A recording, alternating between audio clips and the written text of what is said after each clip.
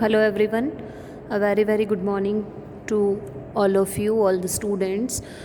Welcome to our online class. पिछले video में हम लोगों ने 13.4 को आई थिंक शायद कंप्लीट कर लिया था, लेकिन अगर फिर कुछ बच गया है तो आप मुझे एक बार बता देना। लेकिन ऑलमोस्ट 13.4 हम कंप्लीट कर चुके थे। अब हमको स्टार्ट करना है 13.5। तो देखिए, मैं अब आपको ज़्यादा क्वेश्चंस नहीं करवाऊंगी, मतलब क्वेश्चन तो मैं सारे करवाऊंगी, लेकिन एक दिन में मैं आपको ज़्यादा से ज़्यादा 2 या 3 क्वेश्चंस ही करवाऊंगी, जो कि मैं हमेशा से करवाती आ रही हूँ। क्योंकि ज़्यादा क्वेश्चंस में मुझे ये रिपोर्ट मिल रही है कि आप लोग प्रैक्टिस नहीं कर रहे हैं, सॉल्व नहीं कर रहे हैं, ना ही कोई लाइव क्लास आप लोगों में से बहुत कम स्टूडेंट्स ऐसे हैं जो अटेंड कर रहे हैं। तो अगर कोई डाउट नहीं आ रहा है, इट मीन्स कि आप लोग प्रैक्टिस नहीं कर रहे हैं, है ना। तो प्रैक्टिस जब तक नहीं होगी तब तक आपको समझ में नहीं आएगा कि आपको इन क्वेश्चंस को किस तरीके से सॉल्व करना है, और अगर वो समझ में नहीं आता है तो फिर प्रॉब्लम है ना। तो ये नहीं सोच के चलना है कि हमको 9th क्लास क्लियर करनी है, ये हमको 9th क्लास को ये सोच के पढ़ना है कि हमको 10th क्लास का बेस पक्का करना है, वरना 10th क्लास में प्रॉब्लम आएगी। और 10th क्लास में तो प्रॉब्लम आपको लानी नहीं है, ये आप भी जानते हैं, बोर्ड क्लास है। इसलिए थोड़ा सा प्रैक्टिस पर, कैलकुलेशन पर, इन सारी चीज़ों पर थोड़ा सा ध्यान ज़्यादा दे दीजिए, ताकि आपकी जो कैलकुलेशन है वो एग्जैक्ट हो जाए, उसको टाइम कंज्यूम कर पाओ आप उसको लेके, और फास्ट करना सीख जाओगे, कैलकुलेशन को इजी बना के कैलकुलेट करना सीख जाओगे। तो इसलिए थोड़ा सा ज़्यादा करिए, है ना। अब अभी तक 13.4 के अंदर हम लोग सरफेस एरियाज़ फाइंड करते आए हैं, है ना। और हमारे जो चैप्टर है उस चैप्टर का नेम क्या है, सरफेस एरियाज़ एंड वॉल्यूम्स। तो अभी तक आपने सोचा होगा कि हमने वॉल्यूम से रिलेटेड चीज़ें तो पढ़ी नहीं हैं। अभी तक हमने सिर्फ 4 एक्सरसाइजेस के अंदर ओनली हमने सरफेस एरियाज़ वाली चीज़ें पढ़ी हैं, ठीक है। तो अभी मैं आपको 13.5 स्टार्ट नहीं करवा रही हूँ, इसलिए नहीं करवा रही हूँ क्योंकि 13.5 में वॉल्यूम्स आ जाएंगे, तो सरफेस एरिया वाला जो टॉपिक है आपका वो यहाँ 13.4 पर फिनिश हो जाता है ना। तो मैं उसके कुछ 1-2 एग्जाम्पल्स जो हैं वो मैं आपको बता देती हूँ। 13.4 के आसपास के 13.4 तक के जो कुछ एग्जाम्पल्स हैं वो मैं आपको बता देती हूँ। इस बुक के अंदर ही मिल जाएंगे आपको वो एग्जाम्पल्स, वो मैं आपको बता रही हूँ। 1-2 क्वेश्चंस को उनको आपको सॉल्व करना रहेगा।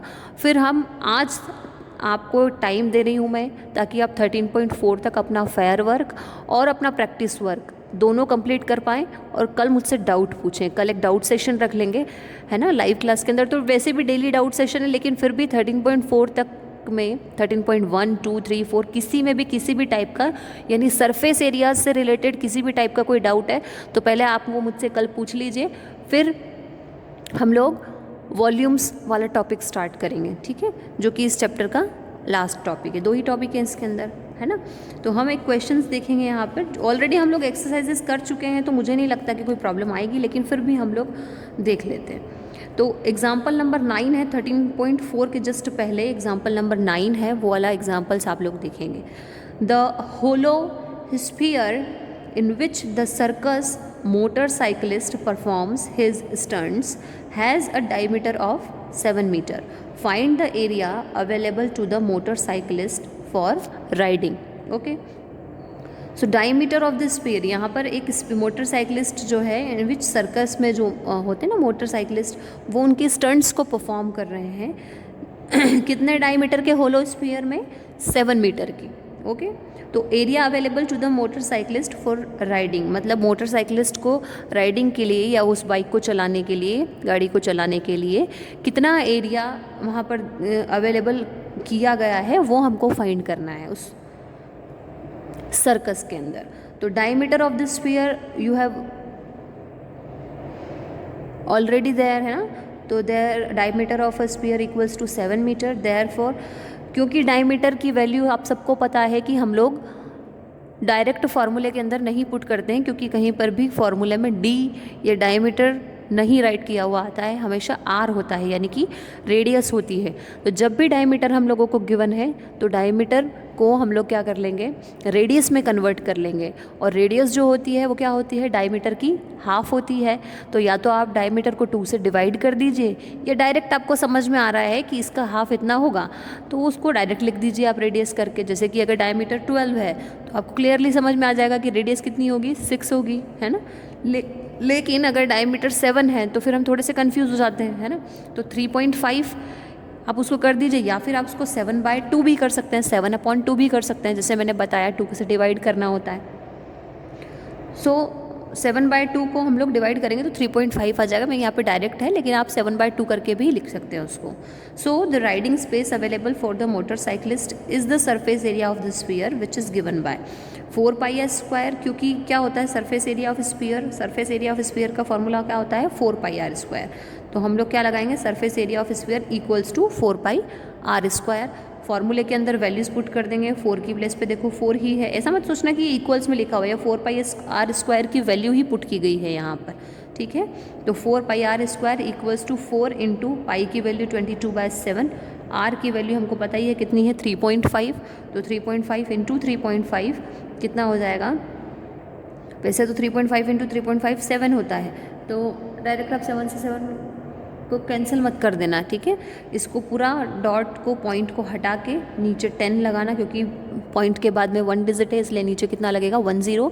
तो 10 करके फिर पूरा कैलकुलेशन करके आप इसको करोगे तो 154 मीटर स्क्वायर आपका जो होगा फाइनल आंसर होगा, ठीक है। क्वेश्चन नंबर, एग्जाम्पल नंबर 10 भी आपको करना है, जो कि बहुत इंपॉर्टेंट है, क्योंकि बाकी ऊपर के तो बहुत इजी हैं, खाली फॉर्मूला लगा के हम लोगों को वैल्यूज़ फाइंड करनी रहेंगी और कुछ नहीं है। तो ये थोड़ा सा कन्फ्यूजिंग क्वेश्चन है, इसलिए मैं आपको एग्जाम्पल नंबर 10 करवा रही हूँ। और कन्फ्यूजिंग नहीं बोल सकते, लेकिन हर टाइप के क्वेश्चन को सॉल्व करना हमको आना चाहिए, चाहे वो डिफ़िकल्ट हो चाहे वो ईजी हो। और डिफ़िकल्ट कुछ नहीं होता है, आपकी प्रैक्टिस बोलती है कि क्या डिफ़िकल्ट है और क्या ईजी है। तो क्वेश्चन है, a hemispherical dome of a building needs to be painted if the circumference of the base of the dome is 17.6 metre, find the cost of painting it, given the cost of painting ₹5 per 100 centimetre square. अब ये question आपको नया नहीं लगना चाहिए, क्योंकि इस type के क्वेश्चन ऑलरेडी हम लोग हमारी एक्सरसाइज के अंदर सॉल्व कर चुके हैं। तो कुछ नहीं करना है, सरकमफेरेंस हमको दी गई है कितनी, 17.6। अब सरकमफेरेंस क्या होती है डोम की, या सरकमफेरेंस के लिए हम लोग फॉर्मूला हमेशा क्या अप्लाई करते हैं, 2πr। आप सबको ध्यान है सर्कल के लिए। तो सरकमफेरेंस ऑफ द डोम कितनी है, 17.6, यानी कि 2πr इक्वल्स टू 17.6 हम लोग कर सकते हैं। तो बस वही वैल्यूज़ को पुट कर देंगे आप। 17 पॉइंट्स यहाँ पर क्या है, so the radius of the dome 17.6 into 7/2 into 22 metre. अब रेडियस के लिए तो हाफ करना होता है ना हमको, इसलिए हमने किया। तो रेडियस कितने, इसको जब कैलकुलेट करेंगे इसको तो कितना हो जाएगा, 2.8 मीटर। ये डोम आपको दे रखा है, या पेंटिंग करनी है ना, वो जैसा क्वेश्चन में हमने पढ़ा। तो पहले हमको curved surface area of dome find करना पड़ेगा। तो curved surface area of dome के लिए आप देख सकते हैं यहाँ पर फॉर्मूला है curved surface area of hemisphere का, कितना है, 2πr², ये वाला। इसलिए हेमिस्फीयर ही है, ये आपको हाफ ही दिख रहा है ना, पूरा सर्कल तो है नहीं कि हम इसको स्फीयर बोलें, हाफ है इसलिए इसको हम हेमिस्फीयर बोलेंगे। और कर्व्ड है क्योंकि ऐसे घुमा हुआ है, कर्व बना हुआ है, तो curved surface area of hemisphere का फॉर्मूला हमको यहाँ पर अप्लाई करना पड़ेगा, जो कि कितना होगा, 2πr²। 2 एज इट इज़ आ जाएगा आपका, पाई की वैल्यू आपकी 22/7, आर की वैल्यू हमने यहाँ पर निकाली अभी 2.8, तो 2.8 इंटू 2.8 हो जाएगा, क्योंकि स्क्वायर है। कैलकुलेट करेंगे तो 49.28 मीटर स्क्वायर, ये आपकी curved surface area of sphere यहाँ पर क्या आ जाएगा, निकल के आ जाएगा।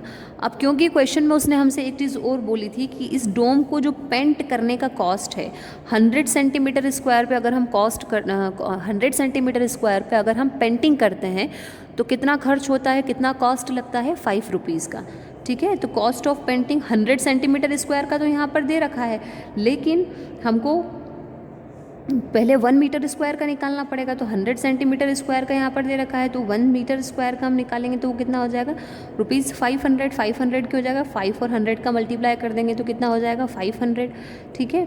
Therefore cost of painting the whole dome, पूरे डोम को पेंट करने के लिए ये जो 500 है, इसमें जो आपको कॉस्ट जो हमने सरफेस एरिया निकाला था, कर्व्ड सरफेस एरिया, उसका मल्टीप्लाई कर देंगे तो क्या हो जाएगा, 500 इंटू 49.8 28 और जब आप इन दोनों डिजिट्स का, दोनों नंबर्स का मल्टीप्लाई करेंगे तो 24,640 रुपीज़ आपका क्या है, फाइनल आंसर हो जाएगा।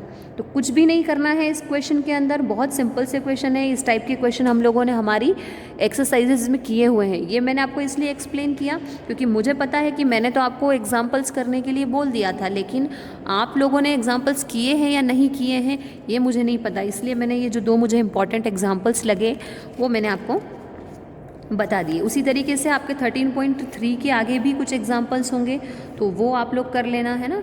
अब या तो एग्जाम्पल नंबर 5 या एग्जाम्पल नंबर 6 दोनों में से कोई सा भी एग्जाम्पल आप कर सकते हो। तो एग्जाम्पल नंबर 5 कर लेना, बिल्कुल सिंपल एग्जाम्पल है, कुछ नहीं करना है। पहले स्लैंट हाइट फाइंड करनी है, फिर कर्व्ड सरफेस एरिया और फिर टोटल सरफेस एरिया।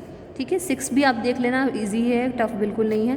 तो एक एग्जाम्पल आपका 3.3 के आगे से हो गया, एक 3.2 के आगे से कर लेना कोई सा भी एग्जाम। 3 एग्जाम्पल्स हैं इसके अंदर, सॉरी एक ही एग्जाम्पल है इसके अंदर, ये वाला 3 वाला, सावित्री वाला, इसको कर लेना। इसमें कुछ नहीं करना है, खाली कर्व्ड सरफेस एरिया का आपको फार्मूला लगाना है और 2πRH curved surface area of cylinder का फार्मूला, और फार्मूले के अंदर वैल्यू पुट करनी है। देखोगे बहुत अच्छे से समझ में आ जाएगा क्योंकि एक्सरसाइजेज में हम लोग ऑलरेडी किए हुए हैं ये चीज़। अब इसमें है 13.1 के आगे भी एग्जाम्पल नंबर 1, एग्जाम्पल नंबर 2 दोनों में से कोई सा भी, या मैं आपके ऊपर छोड़ती हूँ, दोनों में से कोई सा भी एक एग्जाम्पल कर लेना। तो ये एक एक एग्जाम्पल इनके पहले के भी कर लेना क्योंकि एग्जाम्पल्स करना बहुत ज़्यादा इंपॉर्टेंट है। और अगर कुछ डाउट होता है तो लाइव क्लास के अंदर आप पूछ सकते हैं। कल आपका डाउट सेशन है ही 13.1 से लेके 13.4 तक में। अगर किसी भी टाइप का कोई डाउट है, सरफेस एरियाज़ वाले टॉपिक में अगर किसी भी टाइप का डाउट है तो कल आप मुझसे पूछिए, कल आपकी प्रॉब्लम सॉल्व कर लेंगे अपन। फिर हम लोग हमारा वॉल्यूम वाला टॉपिक स्टार्ट कर देंगे क्योंकि उसकी भी 3-4 एक्सरसाइजेज हैं, तो फिर हम हमारा वॉल्यूम वाला टॉपिक स्टार्ट कर देंगे। ठीक है, तो इसको प्रैक्टिस करिएगा और कल तक में आप अपना इतना फेयर वर्क भी कंप्लीट कर लीजिए ताकि आप लोग ज़्यादा पीछे नहीं रहें, बिल्कुल मेरे साथ साथ चलें, ताकि प्रॉब्लम भी जो है वो, डाउट भी जो है वो बिल्कुल टाइम पर निकल के आए। ठीक है, और डाउट नहीं पूछ रहे हैं इसका मतलब आप लोग पढ़ाई नहीं कर रहे हैं, और नहीं कर रहे हैं तो बहुत बड़ी गलती कर रहे हैं। अब नहीं करेंगे तो कब करेंगे फिर? तो 10th के बारे में सोच के चलिए, फाइनल एग्ज़ाम के बारे में सोच के चलिए और पढ़ाई करना स्टार्ट करिए अभी तक अगर नहीं की है तो। ठीक है, क्योंकि ऑलमोस्ट हमारी मैथ्स कंप्लीट होने आ गई है, सिर्फ एक चैप्टर और बचा हुआ है और कुछ भी नहीं है। इसलिए मैं आराम से भी करवा रही हूँ और बिल्कुल एक एक 2-2 क्वेश्चंस करवा रही हूँ ताकि आप लोग अच्छे से कर सकें, आपके ऊपर लोड नहीं रहे। इसलिए 2-2 3-3 क्वेश्चन से ज़्यादा क्वेश्चन आपको मैं दे भी नहीं रही हूँ डेली के लिए। ठीक है ना, और कॉपी ज़रूर कंप्लीट करते जाइए वरना फिर बोलेंगे कि हमारे पास ये नहीं है, हमारे पास वो नहीं है। ठीक है, ओके, थैंक यू।